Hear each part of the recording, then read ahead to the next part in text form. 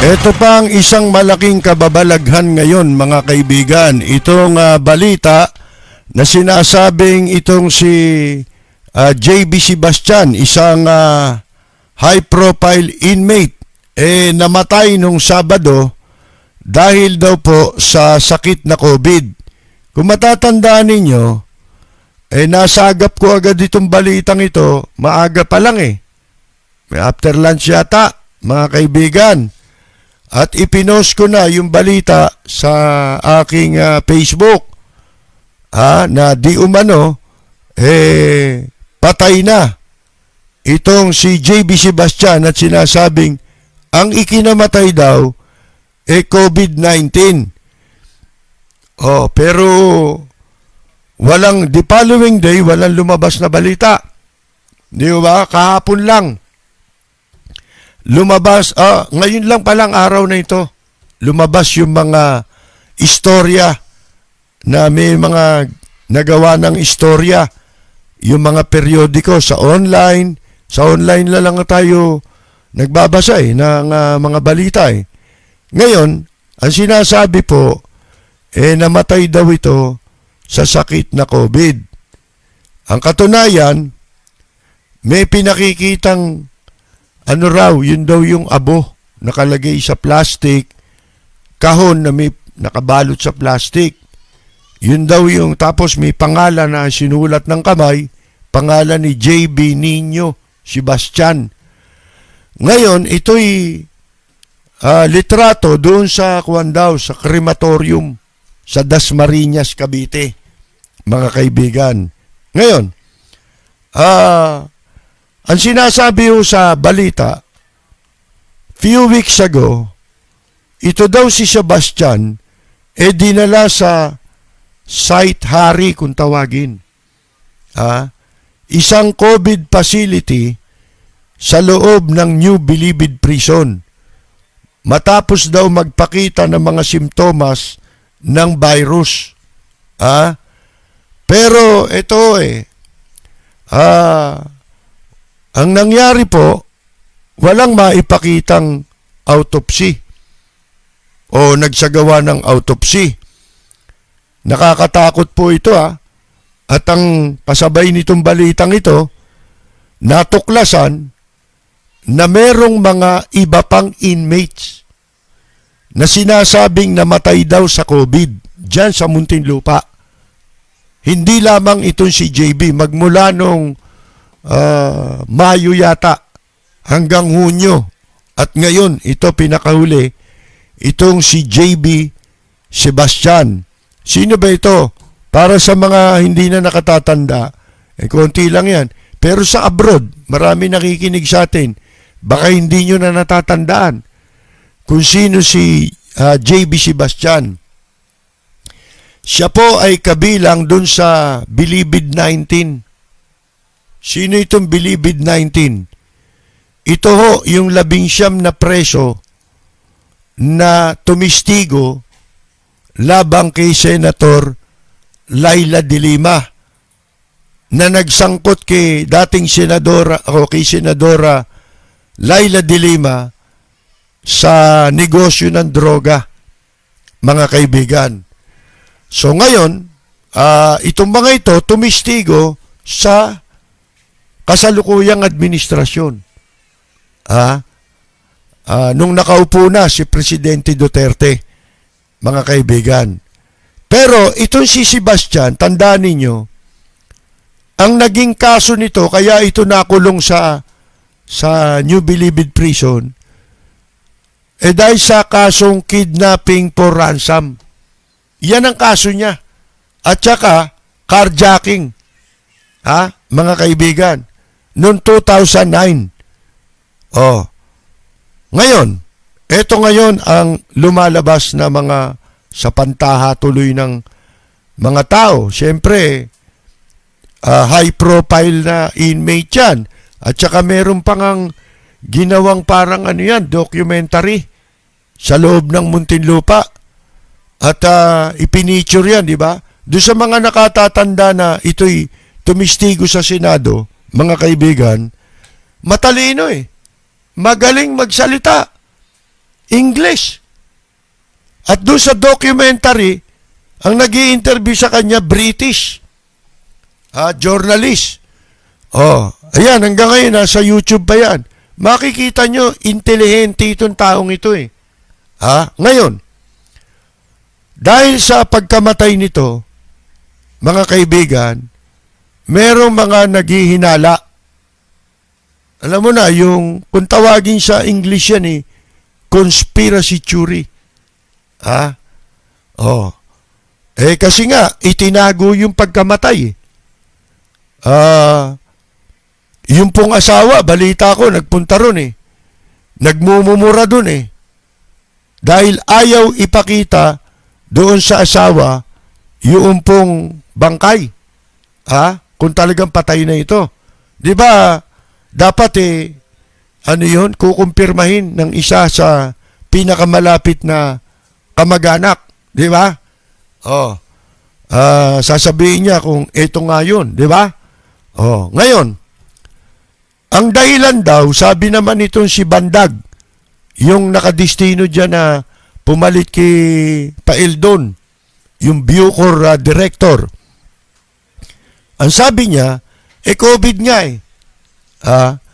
Ini-invoke niya yung, yung merong privacy na sinasabing ini-invoke dito, mga kaibigan. Nakalimutan ko kung ano yung sinasabi niyang privacy. Ngayon,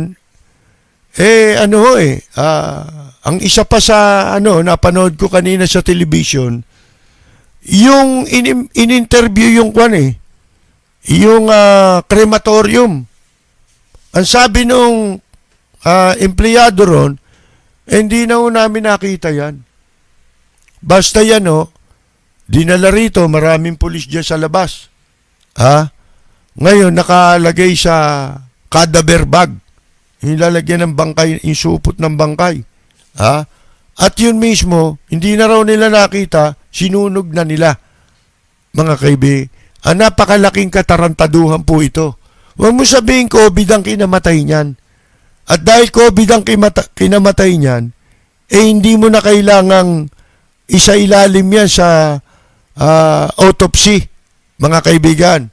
So ngayon, dahil nga po merong ipinaglilihim dito at ito'y malaking paglabag ito eh. Mga kaibigan, napakalaking question mark nitong pagkamatay nito. Unang-una, testigo yan eh. At hindi siya ang una. Mga kaibigan, meron pang iba nakasama dun sa mga tumistigo labang kay Leila de Lima ang patay na rin na sinasabing patay na at namatay daw sa COVID. Kung matatandaan niyo pa, itong si JB Sebastian, meron pangyayari, sinaksak pa to sa loob eh. Di ba? Tsaka yung Peter ko, pareho silang sinaksak. Na-hospital ito. Yun nga yung nakahiga siya sa ospital, yun ang nilabas nilang photo ngayon sa dyaryo. Nakita ko sa online. Yun yung kuha nung matagal na rin ito. Na siya ay napabalitang sinaksak doon sa loob ng bilibid. Madalit sabi, ito? Masyadong malalim itong pagkamatay na ito ni JB Sebastian, mga kaibigan. Kaya kung ano-ano ang naiisip tuloy ng publiko. Ito, 3 ang pwedeng posibilidad dyan, mga kaibigan. Ito, mga posibilidad. Bakit, yung iba, ang paniwala nila, hindi ito patay. Buhay yan. Yan ang paniwala ng marami. Buhay yan. Pinalalabas lang na yan patay para makatakas na. At magpapabago ng itsura yan. Yan, di ba? Yun ba sinasabi nila, may basihan ba yun o wala? Meron. Alam nyo kung bakit? Kasi, Meron ngayong lumabas na artikulo, isinulat ng isang American journalist na nagpunta rito sa Pilipinas, nagsagawa ng investigasyon dito at pati sa ibang mga inaalam niya itong mga bansa na ibinebenta yung death certificate o pinagbibili ang birth certificate. At alam nyo, natuklasan itong reporter na ito, na babae. Natuklasan niya na dito talaga sa Pilipinas. Sa iba, hindi niya makumpirm. Pero sa Pilipinas, nakumpirma niya. Alam nyo kung bakit? Siya mismo. Yung reporter na yun mismo. Yung journalist na yun mismo. Hanggang ngayon, journalist, hindi ko malaman kung sa Washington Post o sa New York Times. Babae yan. Bumili siya ng death certificate dito para mapalitaw niya siya patay na. Kasi yan pala, ayon sa kanya, kaya siya nag-research, maraming dahilan kung bakit may mga tao na bigla na lang nawawala. Sinasabing namatay pero buhay. Ang isa sa dahilan, insurance. Para makapag-claim ng insurance yung iba ang pakukunin nila na insurance. Kunyari, kamag-anak. Di ba? Yung isa naman, gusto nang lumayo sa pamilya niya.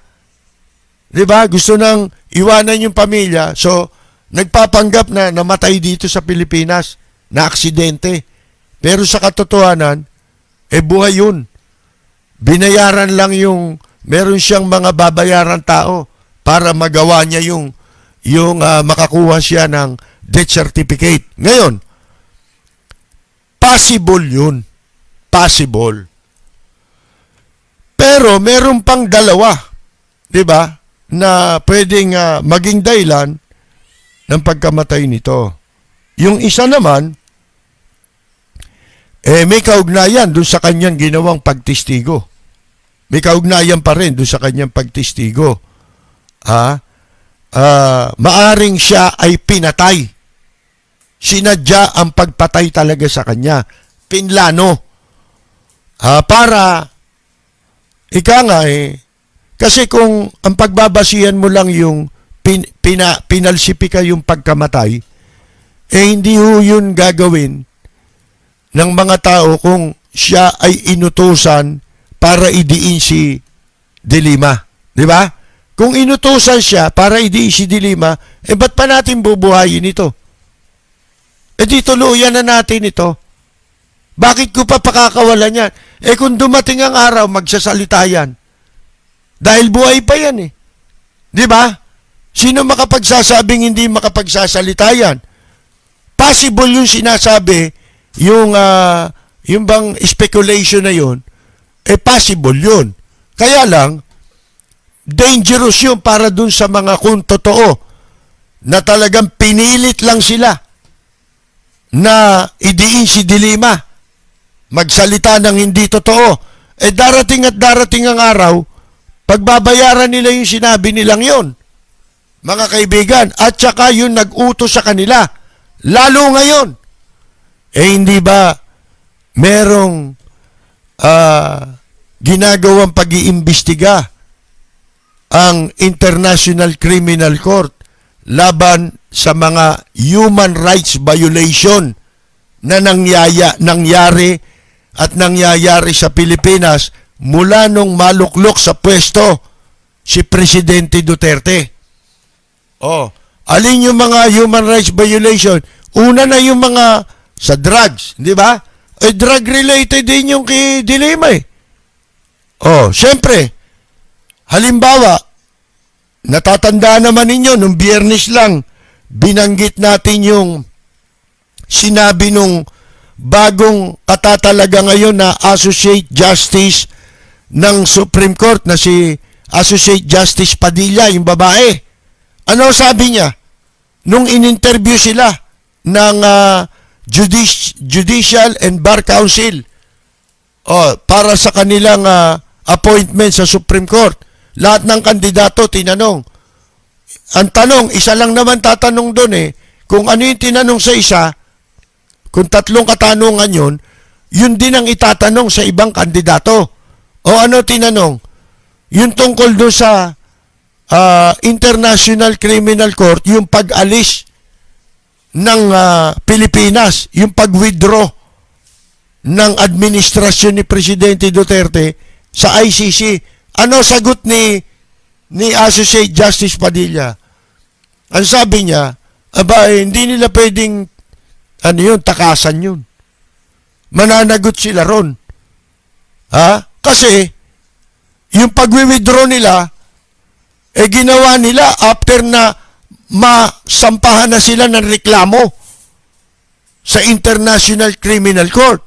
Kaya kahit na nag-withdraw pa ang Pilipinas sa ICC bilang miyembro niyan, mga kaibigan, o signatory dyan, mananagot ka pa rin. Ayun, mga kaibigan. So, wala kayang kaugnayan ito. Itong ginagawa ng International Criminal Court doon sa posibleng nililipol isa-isa itong mga tumistigo labang kay Senator Laila de Lima na nagdiin sa kanya sa kaso. Mga kaibigan. So ngayon, parang lumalakas ngayon yung paniwala ng marami na talagang itong mga ito, katulad yan si JB Sebastian, ginamit lang talaga yan bilang mga, ano tawag doon? Testigo palso. False witness, mga kaibigan. Yan ano lang. Kumbaga ano tawag mo dyan? Fabricated. Mga kaibigan, gawa-gawa lang ng administrasyon para maipakulong si Senator de Lima. Hindi ba? Lumalakas ngayon yung paniwala na yun dahil dyan sa ito ngayong natuklasan na si JB Sebastian, hindi lamang siya kundi meron pang mga ibang preso ang namatay na raw, sinasabi nila namatay na sa sakit na COVID.